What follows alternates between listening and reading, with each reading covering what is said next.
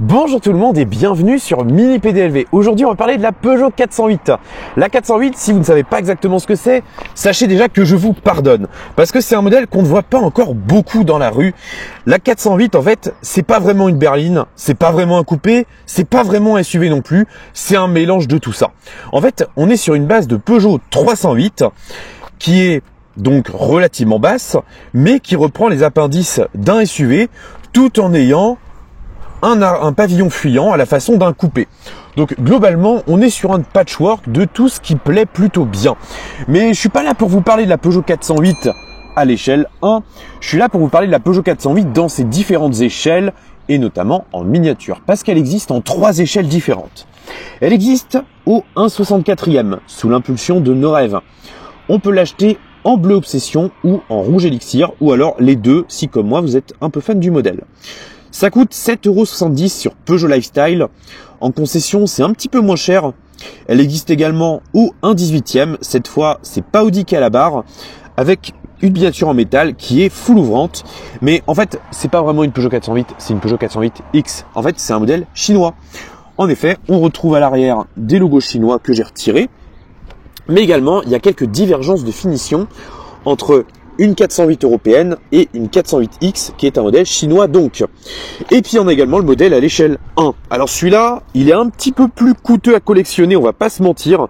Là on est sur un modèle à pas loin de 60 000 €, mais on est vraiment sur le modèle le plus haut de gamme qu'il puisse y avoir. Déjà, on a la finition GT avec toutes les options du catalogue. Alors je dis bien que toutes les options, tout le monde dit ça, mais là c'est la vérité. Blanc nacré, jante monolithe en 20 pouces, l'intérieur les amis, vous allez halluciner, on a un intérieur bleu, ça c'est magnifique. On a le toit panoramique, on a le night vision qui permet de se représenter visuellement un petit peu la route et éventuellement ce qu'il peut y avoir sur la route, comme des piétons, comme des obstacles ou autres. Donc le night vision c'est pas mal du tout, mais en gros on a vraiment tout ce qui est possible au catalogue, ce qui fait que ce modèle là est quand même plutôt bien configuré. À l'échelle 1/18e, on est clairement sur une miniature qui est réaliste. On retrouve parfaitement les lignes de l'avant. Les optiques sont également d'une grande finesse. D'ailleurs, on va rapprocher la miniature de la vraie. Et vous allez voir que elle est quand même superbement reproduite. D'ailleurs, si vous aimez la 408, sachez que j'ai fait une présentation de ce modèle 1/18e sur la chaîne YouTube. Et là, on voit bien qu'il y a une parfaite justesse au niveau de l'avant. Même les optiques, le croc LED, tout ça, c'est très bien rapporté. La calandre l'est plutôt bien aussi. Mais il faut prendre en compte le fait que ce modèle-là, c'est un patchwork de finition GT, de finition allure. Tandis que là, on est sur un modèle GT pur. Donc, il y a des divergences de finition, d'équipement. Mais globalement, voilà, on reste quand même sur le même modèle. Au niveau de la ligne, et ben là encore une fois, Podi a bien travaillé, la ligne est vraiment superbement reproduite. On retrouve bien la ligne de vitrage. On a également les jantes qui sont pas mal. Alors là, on n'a pas le même modèle de jantes. Là, on est sur les jantes monolithes que personnellement j'aime beaucoup. Il faut apprendre à les apprécier ces jantes-là. On a également le logo Peugeot qui apparaît sur les ailes, enfin sur la partie avant des portes, que ce soit sur notre miniature ou dans la réalité. Les rétroviseurs sont également rabattables sur les deux. Bon là, pas trop de surprises. Les poignées de porte sont également bien rapportées de la part de Podi, c'est très chouette. Même constat pour le toit panoramique qui est ouvrant aussi bien sur la miniature que dans la réalité. Au niveau du popotin, et ben là encore une fois, je trouve que le travail des optiques est plutôt bien, même si nous ne sommes pas sur la même finition. Donc 2 modèles d'optiques différents. Malgré tout, ce que j'aime bien, c'est que l'arrière est bien retranscrit. On retrouve bien la forme globale du pavillon qui est fidèle à la réalité comme sur la miniature. On a également ce spoiler qui est plutôt cool.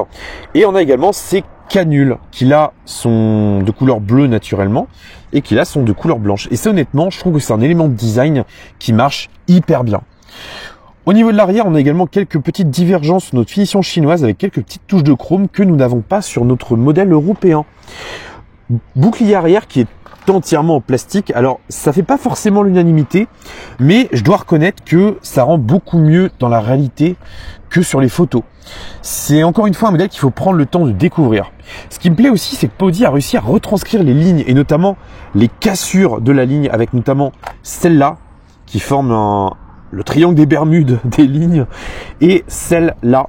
Et en fait, ces lignes-là, elles structurent la caisse et on les retrouve parfaitement sur la miniature.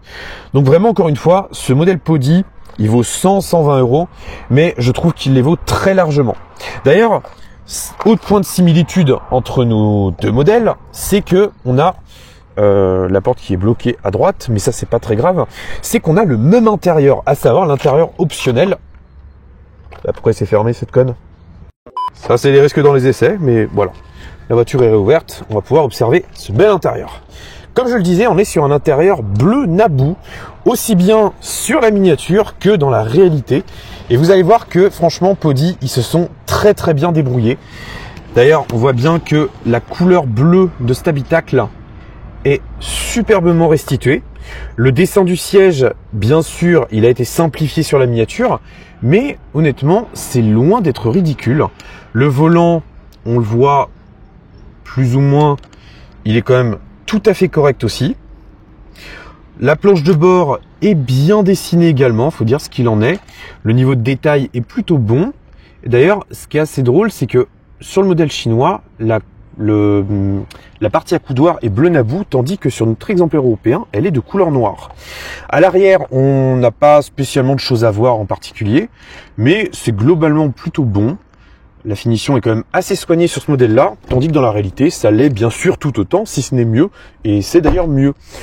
Bon, voilà ce que je pouvais vous dire. Je vais pas m'éterniser sur ce modèle 1/18e, parce que j'ai déjà fait la présentation en vidéo, et surtout, je vous invite à aller la voir.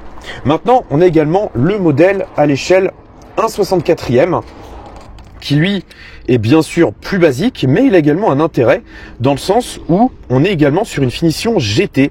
Donc là, pour le coup, on est pleinement similaire à notre modèle d'essai du jour. Et ce qui est cool aussi, c'est que Norev a choisi de reproduire les jantes monolithes. Vous voyez, on est clairement sur le même dessin de jantes. Donc ça, c'est assez cool. La ligne de caisse est également bien reproduite. On retrouve bien la fluidité d'ensemble. Et au niveau de l'arrière, on est également sur quelque chose qui est quand même très bien rapporté. Donc vraiment, pas de mauvaise surprise. La seule petite déception entre guillemets, c'est que ce modèle 1/18e, enfin c'est que ce modèle 1/64e n'existe pas en blanc. J'aurais adoré vous faire le duo, mais ce n'est donc malheureusement pas possible. Bon, toujours est-il que c'est quand même une très belle miniature et que pour 7,70 €, honnêtement, faut clairement pas passer à côté. Moi en tout cas, je l'aime bien. Je l'ai également en bleu. D'ailleurs, je crois qu'elle est en train de se reposer à l'arrière. Non, dans le sac. Voilà. Mais voilà, donc une miniature qui a clairement son intérêt. Voilà ce que je pouvais vous dire un petit peu sur cette Peugeot 408 à l'échelle 1. Donc un modèle qui est très cool et qu'on peut retrouver en miniature pour pas trop cher. Je rappelle, 7,70 € sur Peugeot Lifestyle et environ 100-120 € pour le modèle Podi, qui lui va se trouver principalement sur AliExpress. Donc si vous voulez essayer de le retrouver sur AliExpress, j'essaie de vous mettre un lien en description, donc n'hésitez pas à aller voir.